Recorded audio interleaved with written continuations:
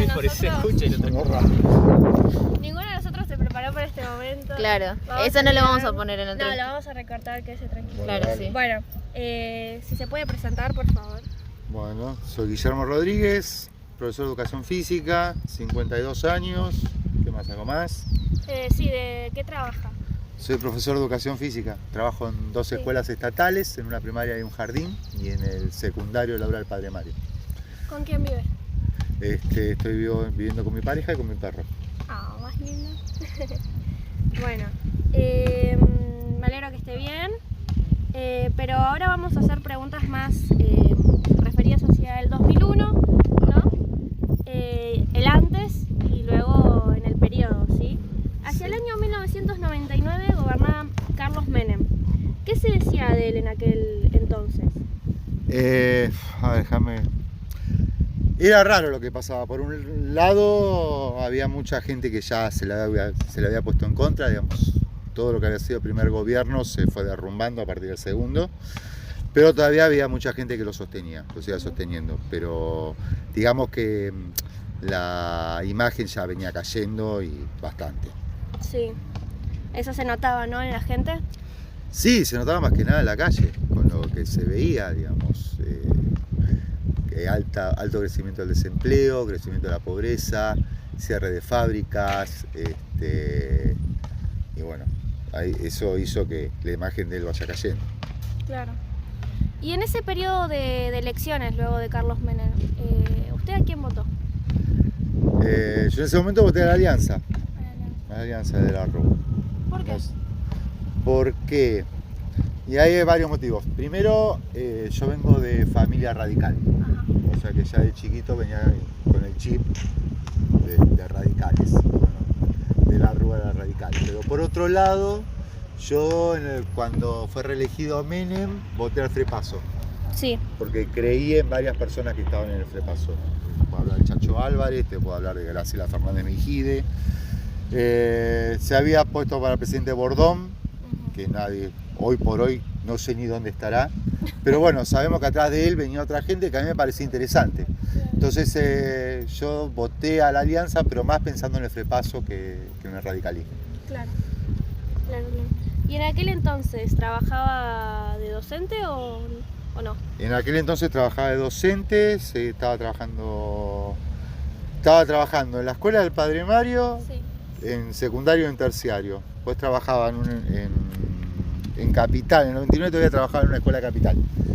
Que ahí fue bastante interesante, porque yo empecé con una cantidad de horas y me acuerdo que de entrada nos daban un plus muy importante, nos daban, si vos no faltabas, un doble aguinaldo, y a medida que pasaban los años veías que tu sueldo iba, en lugar de incrementarse, se iba bajando.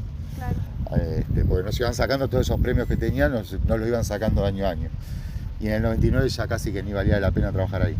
Claro, exactamente. ¿Y su día a día cómo era en ese momento?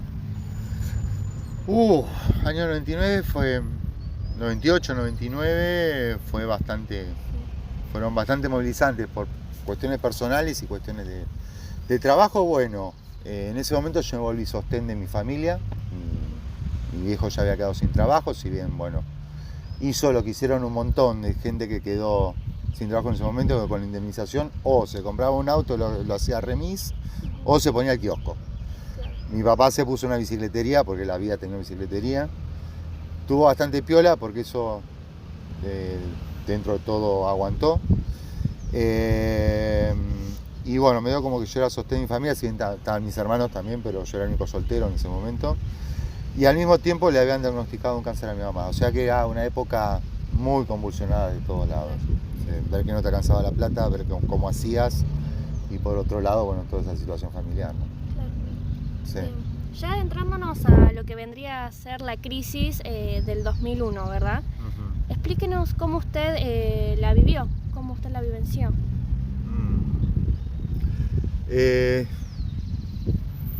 Fueron los días anteriores a la crisis, fueron un caos, fueron totalmente un caos. Se empezaba a escuchar el tema de la entrada a los supermercados, como que se anticipaba, y muchos medios, sobre todo los contrarios, me has acordado un poco de esta época, ¿no? Como que lo fogoneaban bastante, como hablando de que se venía horda de gente a invadir a supermercados, a meterse en casas, era un momento de mucho caos. Y el día que salió de la Rúa a hablar,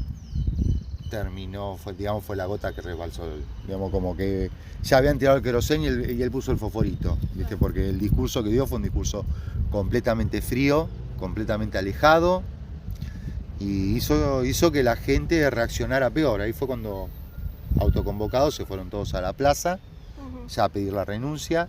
Esos días fueron terribles, esos días yo, digamos, intentaba en lo posible de salir poco y nada de mi casa. Yo vivía en el 32, justo enfrente del hipermercado que está sobre la ruta 3, yo vivía atrás.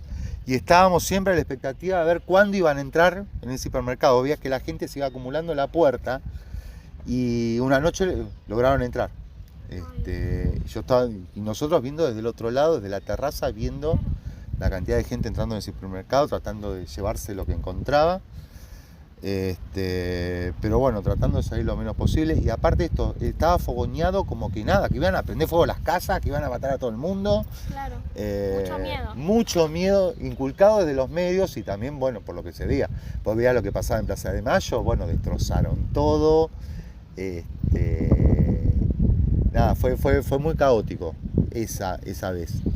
Y después no tuvo mejor idea de la Rúa que poner estado de sitio.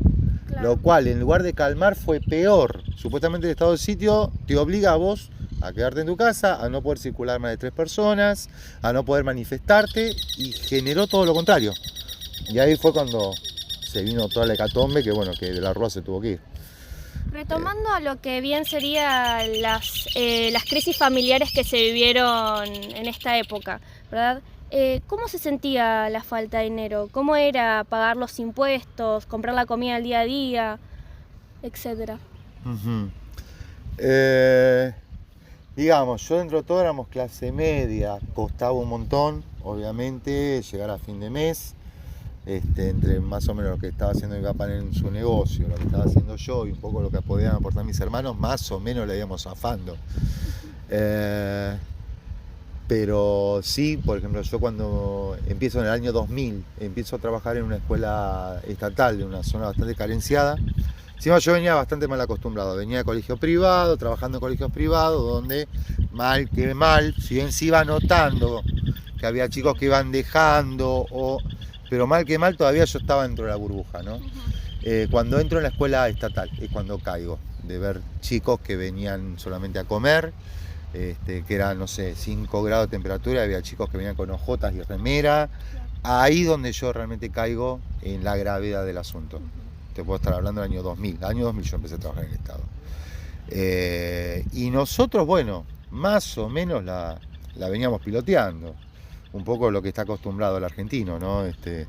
Siempre como que está acostumbrado siempre a la crisis y como que ya importa nada. Claro. Sabes que la pasás, de alguna manera la pasás, sobre todo si tenés trabajo. En aquel entonces el ser docente era una ventaja. Si bien hubo todo un desguazamiento de la educación, el docente mal que mal algo de trabajo siempre iba a conseguir. Claro. El tema era la gente que trabajaba en las fábricas. En ese momento mi hermano trabajaba en una fábrica en Lugano, quedó sin trabajo. Mi papá, después de 40 años en una fábrica, quedó sin trabajo. Y esa es la gente que realmente la empezó a pasar mal. De hecho, ponele, antes la maestra, por ejemplo, tenía más costumbre de trabajarse un turno y era un sueldo que ayudaba, acompañaba el sueldo del marido. De repente las maestras tuvieron que salir a buscar 12 hasta 3 turnos porque los maridos se quedaban sin trabajo, por ejemplo, ¿no? Cosas que se veían. Y bueno, después del 2001, en mi caso, nos sacaron. Yo trabajaba en esta escuela y en el Padre Mario también cobraba lo que se llama la ruralidad, que es trabajar en zona desfavorable. En el caso del Padre Mario tenía el 30% más de mi sueldo y en la otra escuela tenía el 60%. De buenas a primeras nos lo sacaron, o sea que daba lo mismo donde trabajabas, cobrabas exactamente lo mismo. Y nos quitaron también el 13% del sueldo. Quitaron el 13% del sueldo a todos los estatales, o sea que era menos. Y a eso sumale que empezaron a circular con el tema de que no querían imprimir más billetes para que no se genere más inflación, empezaron a circular los bonos, que en el caso de la provincia eran los patacones. En Capital era el LECOP y de cada provincia tenía el suyo. Claro. De entrada, la gente, como no sabía el valor que tenía, por más que vos tenías 100 patacones, la gente te lo tomaba, ibas a comprar y en lugar de 100 te lo cobraban como 70, ponele. Claro, sí. Porque no se sabía muy bien. A la larga se fue equiparando. Pero bueno, me pasó que en el año 2002, creo por ahí, o 2001, 2002, no sé qué, yo me tuve que ir unos días a Chubut, por una cuestión de laburo también, y yo me fui con todos mis patacones. Sí. No me los aceptaron. No, Tuve no. que irme hasta Trelew, donde había un banco que me los aceptó y me los cambió por bonos de Chubut. Claro, exactamente. Y bueno, y así en todos lados. Bueno, lo que era capital y provincia más o menos se manejaban bien. Pero cuando cruzabas y ibas a otra provincia era un tema. Pedir que te los cambien por pesos. Me acuerdo que yo en ese momento me fui, empecé a alquilar una casa, me mudé a la casa de mis viejos y a mí me pagan casi todo en patacones y los primeros meses el dueño no me los quería aceptar.